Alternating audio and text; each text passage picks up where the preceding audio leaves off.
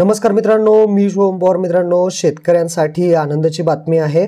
4 जिल्ह्यांमध्ये नुकसान भरपाईचं जे काही अनुदान आहे ते मंजूर करण्यात आलेलं आहे. या संदर्भात जी आर सुद्धा आज आलेला आहे. जी आर मध्ये काय काय सांगितलेलं आहे ते पाहूयात. तसेच 4 जिल्हे नक्की कोणकोणते आहेत आणि किती निधी मंजूर झालेला आहे ते आपण समजून घेणार आहोत. तर चॅनलवरती पहिल्यांदा आला असाल चॅनलला सबस्क्राईब करून ठेवा. अशाच महत्त्वपूर्ण व्हिडिओज तुम्हाला भेटत राहतात. तर शेतकरी मित्रांनो, तुम्ही पाहू शकता डिसेंबर 2023 व जानेवारी 2024 या कालावधीतील अवेळी पावसामुळे झालेल्या शेती पिकांच्या नुकसानीकरता मदत देण्यासाठी निधी वितरित करण्यास मान्यता दिलेली आहे. रब्बी हंगाम 2023-24 आदेश क्रमांक 3 हा जी आर आहे 4 मार्च 2024चा. तर काय काय माहिती, किती निधी आहे, कोणकोणते जिल्हे आहेत ते समजून घेऊयात. तर पहा, अतिवृष्टी असेल, पूर असेल व चक्रीवादळ यासारख्या जे काही नैसर्गिक आपत्तीमुळे शेती पिकांचं नुकसान झाल्यास पुढील हंगामामध्ये उपयोगी पडावे याकरिता शेतकऱ्यांना निविष्ट अनुदान, त्यालाच आपण सबसिडी असे म्हणतो, स्वरूपात एका हंगामात एक वेळेस याप्रमाणे राज्य आपत्ती प्रतिसाद निधीमधून विहित दराने मदत देण्यात येते. आणि तसेच राज्य आपत्ती प्रतिसाद मधून जी काही मदत आहे ती देण्यात येत असते. आणि 27/3/2023च्या अन्वये राज्य आपत्ती प्रतिसाद निधीचे निकष आणि दर विहित करण्यात आलेले आहेत. आणि 1/1/2024चा जो काही शासन निर्णय होता, नोव्हेंबर 2023 मधील जे काही अवेळी पाऊस व गारपीट यामुळे झालेल्या व त्यापुढील अवेळी पाऊस, गारपीट व नैसर्गिक आपत्तीमुळे शेती पिकांच्या नुकसानीकरता सुधारित दराने 2 ऐवजी 3 हेक्टरपर्यंत मदत अनुदेय करण्यात आलेली आहे नोव्हेंबर 2023ची. आता जी काय आहे डिसेंबर 2023 व जानेवारी 2024 या महिन्यात अवेळी पावसामुळे झालेल्या शेती पिकांच्या नुकसानीसाठी इथे शासनाने मान्यता दिलेली आहे. शासन निर्णय जाणून घेऊयात. शासन निर्णयामध्ये काय सांगितलं आहे, तर जे काही डिसेंबर 2023 आणि जानेवारी 2024 आहे या कालावधीत जे काही अवेळी पावसामुळे शेती पिकांचं नुकसान झालं असेल तर इथे निधी एकूण जर पाहिला तर 24,67,37,000 एवढा निधी हा वितरित करण्यास शासनाने मंजुरी दिलेली आहे.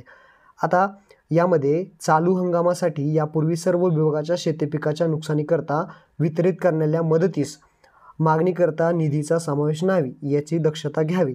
तसेच जे काही निधी आहे, हा 4था पॉईंट तुम्ही पहा, लाभार्थ्यांना मदत वाटपाची जी काही कार्यवाही आहे ती पूर्ण झाल्यानंतर लाभार्थ्यांची यादी व मदतीचा तपशील जिल्ह्याच्या संकेतस्थळावरती प्रसिद्ध करण्यात यावा असं सुद्धा सांगितलं आहे. आणि असे आदेश सुद्धा देण्यात आलेले आहेत.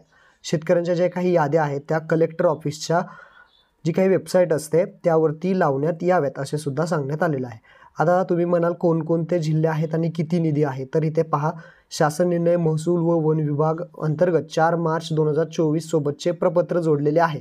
डिसेंबर 2023 व जानेवारी 24 मध्ये शेती पिकांच्या झालेल्या नुकसानीकरता वितरित करावयाचा निधीचा तपशील दिलेला आहे.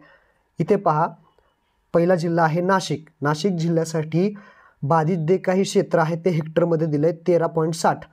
बाधित शेतकऱ्यांची संख्या आहे फक्त 52 आणि निधी दिलेला आहे 4.70 लक्षमध्ये. तसेच दुसरा जिल्हा आहे भंडारा. भंडारामध्ये एकूण जे काही बाधित क्षेत्र आहे ते 2183 हेक्टरमध्ये आणि बाधित शेतकऱ्यांची संख्या आहे 5388. भंडारामध्ये 5388 आणि निधी आहे 589 लक्षमध्ये. त्यानंतर तिसरा जिल्हा आहे नागपूर. नागपूरमध्ये 26,656 हेक्टरमध्ये क्षेत्र आहे. शेतकऱ्यांची संख्या आहे 4,432 आणि निधी आहे 664 लक्ष. तसेच गोंदियामध्ये जर पाहिलं तर इथे पहा, इथं क्षेत्र हेक्टरमध्ये काही दिलं नाही, शेतकऱ्यांची संख्यासुद्धा दिली नाही. डायरेक्ट जो काही निधी आहे तो 1,208 लक्ष दिलेला आहे. आता हे सगळ्या गोंदियाला वाटणार आहे का कसं आहे हे अजून ह्याच्यामध्ये काही स्पष्ट झाले नाही. तर अशा पद्धतीने हा जी आर आहे. हा जी आर तुम्हाला डिस्क्रिप्शनमध्ये दिला आहे, तो डाउनलोड करून तुम्ही घेऊ शकता. आणि हा व्हिडिओ आपल्या शेतकरी मित्रांना शेअर करायला विसरू नका. धन्यवाद.